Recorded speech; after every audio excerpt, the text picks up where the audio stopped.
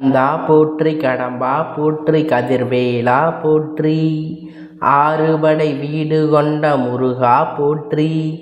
என் அன்பு பிள்ளையே, நீண்ட நாட்களுக்கு பிறகு உன்னுடைய குலதெய்வத்திடமிருந்து அவசர செய்தி ஒன்று உன்னுடைய வாழ்க்கை சம்பந்தமாக என்னிடத்தில் வந்திருக்கின்றது. என் தங்கமே, உன்னுடைய குலதெய்வம் உன்னை பற்றி சில விஷயங்களை என்னிடத்தில் பகிர்ந்து கொள்ள ஆசைப்பட்டு, அப்பன் என் குலத்தில் இருக்கின்ற என்னுடைய பிள்ளை இப்பொழுது சிறிய பிரச்சனையில் இருந்து கொண்டு இருக்கிறார்கள். அவர்கள் வாழ்க்கை சம்பந்தமாக இந்த விஷயத்தை அவர்களிடத்தில் உடனடியாக தெரிவிக்க வேண்டும். நீங்கள் சொன்னால் இன்னும் அதற்குரிய பிரச்சனைகள் மிக விரைவாகவே தீர்ந்துவிடும். நீங்களும் இந்த பிரச்சனைகளை பற்றி அறிந்திருக்கிறீர்களா என்று ஒரு முறை என்னிடம் கேட்டு தெரிந்து கொள்ளுங்கள் என்று என்னிடத்தில் வந்து சொன்னார்கள். என் தங்கமே, இந்த பிரச்சனை எல்லாம் உன் வாழ்க்கையில் நடப்பது உண்மைதானா? என் அப்பன் சொல்வதை ஒரு முறை கேட்டால் உனக்கு நிச்சயமாக புரிந்துவிடும்.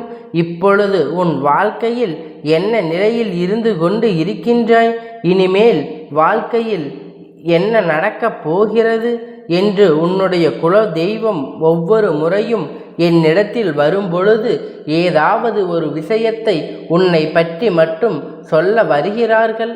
நீண்ட நாட்களுக்கு பிறகு அவர்கள் வரும்பொழுது நான் புரிந்து கொண்டேன்.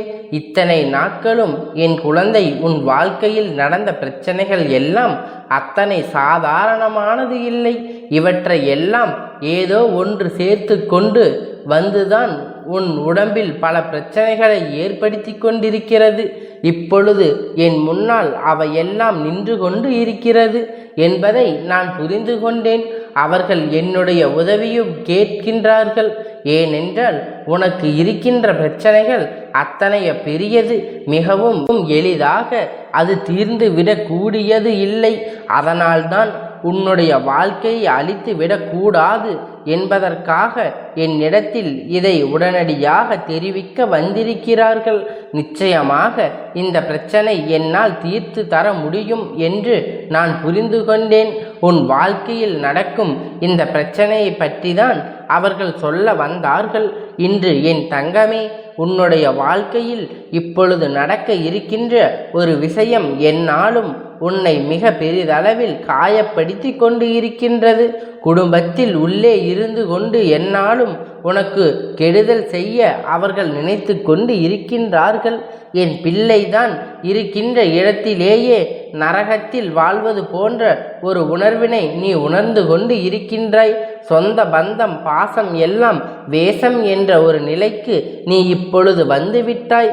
யாரால் உன் வாழ்க்கை உதவி கிடைக்கும் என்று நம்பி அவர்களோடு என்னாலும் நல்ல உறவில் இருந்து வந்தாயோ என்று அவர்கள் ஆளையே மிக பெரிய பிரச்சனைக்கு நீ ஆளாக்கி நின்று கொண்டு இருக்கிறாய். அது மட்டுமல்ல, அவர்கள் எண்ணமும் உன்னை அவமானப்படுத்த காத்து கொண்டு இருக்கின்றது. அவர்களுக்கு உன்னை அவமானப்படுத்த வேண்டும் என்பது மிக முக்கியமானதாக இருக்கிறது. உன்னை அவமானப்படுத்துகிறோம் என்பதை சிறு துளி அளவு கூட அவர்கள் புரிந்து கொள்ளவில்லை. உன்னை பற்றி பேச வேண்டும், எப்பொழுதும் உன்னை பற்றி மற்றவர்கள் தவறாக சொல்ல வேண்டும் என்ற எண்ணம் மட்டும்தான் அவர்களுக்கு மனதுக்குள் முழுமையாக இருந்து கொண்டு இருக்கிறது. இதில் உன்னுடைய குலதெய்வத்திற்கு வருத்தம் என்ன தெரியுமா? என்னுடைய குலத்தில் இருக்கின்ற பிள்ளைகள் எல்லாம் ஒருவருக்கொருவர் ஒற்றுமையாக இருக்க வேண்டும் என்று நான் நினைத்து கொண்டு இருக்கின்றேன். இந்த நேரத்தில் இவர்கள் இப்படி ஒற்றுமை இல்லாமல் இருப்பதோடு மட்டுமல்லாமல் இவர்கள் இன்னொரு வாழ்க்கையை கெடுப்பதற்கு அல்லவா நினைத்து கொண்டு இருக்கின்றார்கள்.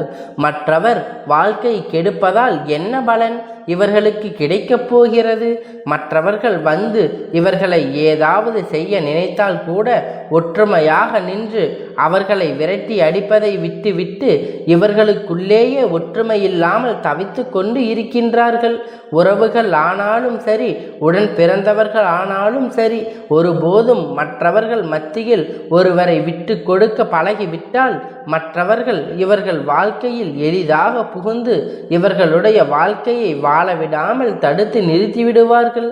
தேவையில்லாத பிரச்சனைகளை உருவாக்கி கொடுப்பவர்கள் இன்று இவர் வாழ்க்கையை கேள்விக்குறியாக அல்லவா நின்று கொண்டு இருக்கின்றார்கள். உன்னுடைய மனதிற்கு எது சரி என்று பட்டதோ, எது சரி என்று தோன்றுகிறதோ அதை நீ சரியான நேரத்தில் செய்தால் இன்று உனக்கு இத்தனை பிரச்சனைகள் வந்திருக்காது. யார் பேச்சையோ கேட்டு தேவையில்லாத முடிவுகளை எடுத்துதான் அதற்கு விளைவாகத்தான் இன்று வாழ்க்கையை தொலைத்து விட்டு நீ நின்று கொண்டு இருக்கின்றாய். இன்றும் ஒன்றும் குறைந்து போகவில்லை. உன் வாழ்க்கை உன் கையை விட்டு முழுமையாக சொல்லவில்லை. வாழ்க்கையை கைவிட்டு செல்வதற்கான நேரத்தை எதிர்நோக்கி காத்து கொண்டு இருக்கின்றது. உனக்கு இப்பொழுதே உன் வாழ்க்கை போன்ற ஒரு உணர்வு வந்து விட்டது அல்லவா? என் தங்கமே, நீ இந்த உணர்வில் இருந்து மீண்டும் எப்பொழுது உன் வாழ்க்கையை சம்பந்தமாக இன்னொருவர் தலையீடு உள்ளே இருப்பதை உணர்ந்து நீ உன்னுடைய வாழ்க்கையை உன் விருப்பம் படி வாழ வேண்டும் என்றுதான் அவர்கள் உன்னிடத்தில் சொல்ல வந்தார்கள். இன்னொருவரின் தலையீடு உன்னுடைய குடும்பத்தில் இருக்கின்றதே என்றால் மிகவும் நெருக்கமான ஒருவராக அவர் இருக்கும் பொழுது எப்படி இதனை சமாளிப்பது என்று தெரியாமல் தவித்து நின்று கொண்டு இருக்கின்றாய். என் தங்கமே, ஒருவர் வாழ்க்கையில் மிகவும் முக்கியமான உறவாக இருக்கும் பட்சத்தில் அவர்கள் வாழ்க்கையில் அருகில் இல்லாமல் விலக்கி வைப்பது என்பது மிகவும் கடினமான விஷயம் அல்லவா? அந்த விஷயத்தை தான் என் பிள்ளை செய்ய முடியாமல் தவித்து நின்று கொண்டு இருக்கின்றாய். தள்ளி நில் என்று சொல்லிவிட முடியாத ஒரு உறவு. அதற்காகத்தான் வாழ்க்கையில் பிரச்சனை ஏற்படுத்தும் பொழுது அதை பார்த்து கொண்டு இருக்க முடியவில்லை. இரு பக்கமும் சாய முடியாமல் எத்தனையோ பிரச்சனைகள் நீ போராடி கொண்டு இருக்கின்றாய். என் தங்கமே, இது இன்றோ முடிய போகின்ற விஷயம் கிடையாது. இது உன்னுடைய வாழ்க்கை அல்லவா? உன் வாழ்க்கையை கெடுக்க நினைத்தாலும் சரி, அது எப்பேற்பட்ட உறவாக இருந்தாலும் சரி, அவர்களுக்கு எடுத்து சொல்லி நீ புரிய வைக்க வேண்டும். அப்படியும் அது அவர்களுக்கு புரியவில்லை என்றால் உன்னுடைய வாழ்க்கையில் இருந்த அவர்களை ஒதுக்கி வைப்பது தவிர வேறு வழியில்லை. எத்தனை பெரிய உறவாக இருந்தாலும், உன் வாழ்க்கையில் எத்தனை அக்கறை கொண்டவர்களாக இருந்தாலும் வாழவிடாமல் பிரச்சனைகளை உருவாக்கி கொண்டிருந்தால் அவர்கள் உன் வாழ்க்கையில் எதற்காக தேவைப்படுகிறார்கள் என்று ஒருமுறை நீ சிந்தித்து பார். எந்த ஒரு காரியத்திற்காகவும் உன் வாழ்க்கையில் உனக்கு கெடுதல் செய்ய நினைப்பவர்களை அருகில் வைத்து கொண்டு இருக்காதே. இதனால் உன்னுடைய வாழ்க்கைக்கு தான் மிக பெரிய பிரச்சனை. அது மட்டுமல்லாமல் உன்னை சார்ந்து இருப்பவர்களுக்கும் மிக பெரிய மனவேதனை.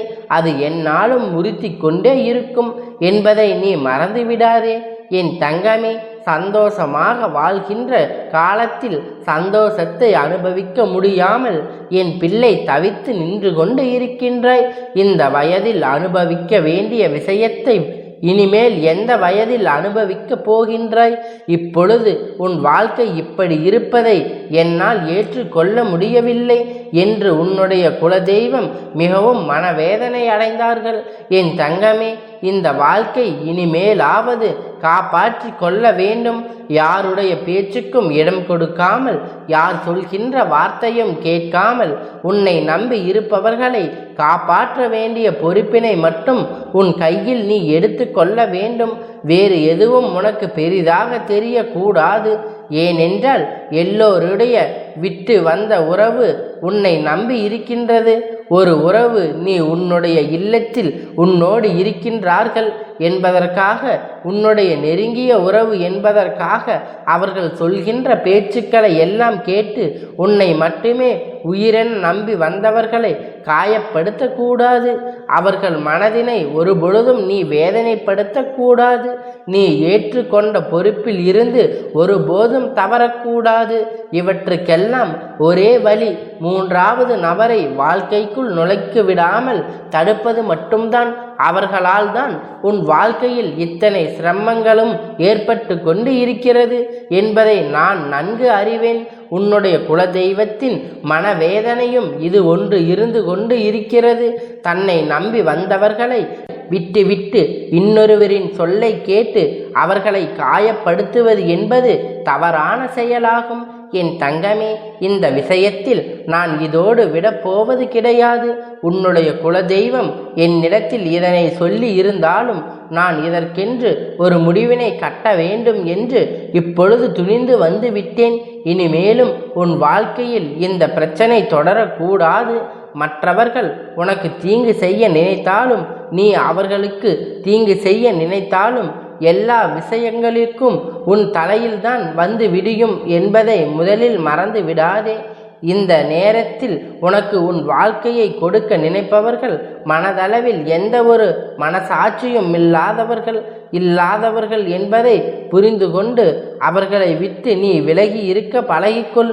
என் தங்கமே, இவர்களின் மனத்தில் ஒருபோதும் உனக்கான சந்தேகமானது வாழ்க்கையில் நீ நிம்மதியாக வாழ வேண்டும் என்ற எண்ணம் கிடையாது.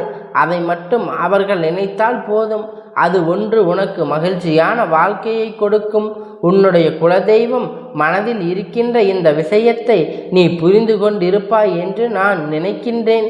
அவர்கள் சொன்னார்கள், இப்பொழுது நீ சந்தோஷமாக வாழ வேண்டிய நேரம் இது. உனக்கான சந்தோஷத்தை முழுமையாக பெற வேண்டும், அதை நீ முழுமையாக பெற்றுவிட வேண்டும் என்பதை மட்டும்தான் அவர்கள் என்னிடத்தில் சொன்னார்கள்.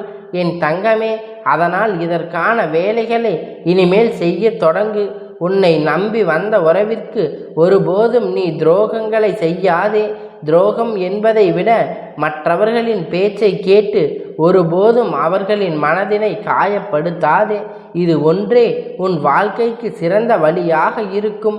இதை நீ பின்பற்றினால் உன்னுடைய குலதெய்வம் மன அமைதி அடைந்து விடுவார்கள். என் தங்கமே, இந்த அப்பனுடைய ஆசீர்வாதங்கள் உன்னுடைய குலதெய்வத்தினுடைய ஆசீர்வாதங்களும் எப்பொழுதும் முழுமையாக இருக்கும். என் தங்கமே, அதனால் நீ எதற்காகவும் கலங்காதே, எதை நினைத்தும் வருந்தாதே. நீ நல்லதையே நினைத்தால் உன் வாழ்க்கையில் நல்லதே நடக்கும். ஓம் கந்தா போற்றி, கடம்பா போற்றி, கதிர்வேலா போற்றி, ஆறுபடை வீடு கொண்ட முருகா போற்றி.